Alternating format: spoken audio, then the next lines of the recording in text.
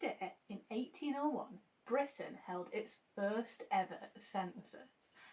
But what questions were these nosy bastards in government asking? And why did they decide to start this massive undertaking anyway? Well, the answer is bread. You heard me. So, the harvests in the years leading up to 1801 had been absolutely shocking.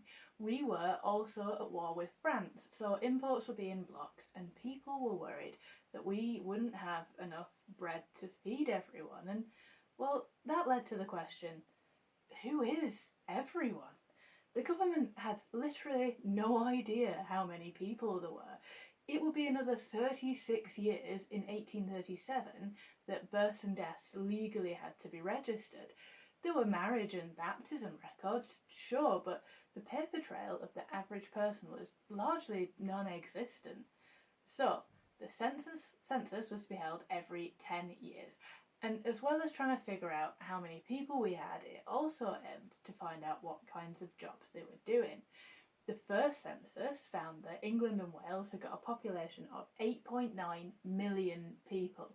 Now, for context, London alone in 2025 has got a population of 9.8 million people.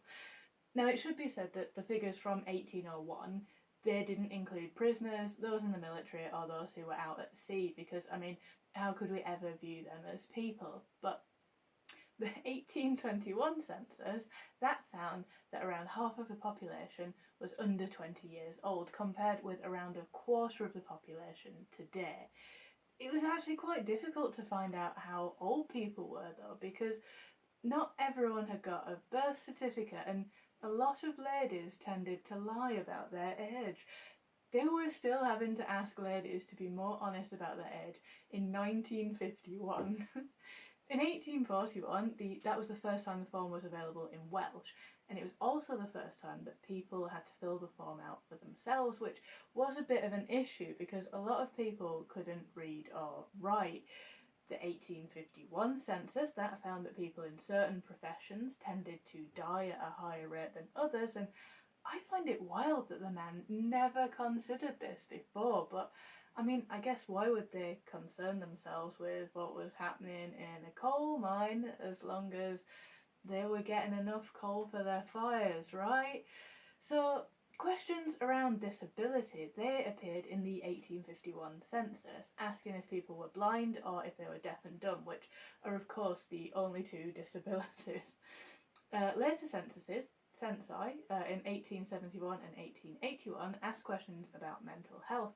The options that you could tick were lunatic, imbecile or idiot, so it wasn't very woke, and if I am being honest, I do think that we should bring idiot back on the census because I would be ticking that one. In 1901, they acknowledged that calling someone an idiot was derogatory, so they used the much nicer feeble-minded. Questions around disability were asked in the 1911 census, but then it wasn't until 1991 that disability data was being captured again, which is crazy, right? In 1891, Welsh people were able to register their Welsh identity and language for the first time, and it was the same for Gaelic speakers in Scotland as well. And this census also asked about number of rooms in a home.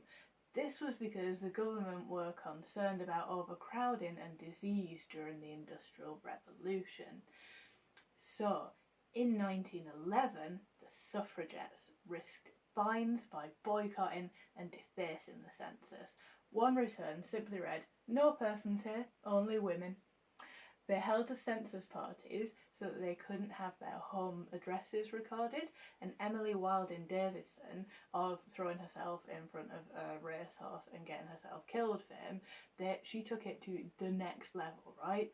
So she hid in a broom cupboard overnight at the House of Commons so that on census day her address reads, "Found hiding in crypt of Westminster Hall, Westminster." Absolute legend, love it.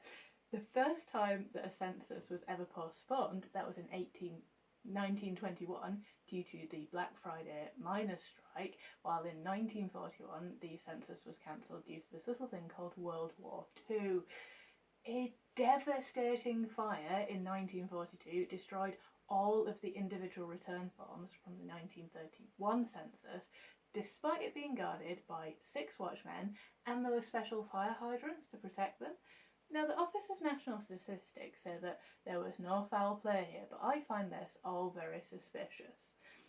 The 1951 census, that was the first one to be advertised by television, and the return forms from the 1961 census, they were the first to be processed by computer, the IBM 705 to be exact. 1971 saw questions being asked about car ownership and transport for the first time. Did you know it wasn't until 2001 that you could post the census form back and you didn't have to return it in person? In 2011, you had the option of returning it online, and then, of course, in 2021, we had to do the form online because it was the pandemic.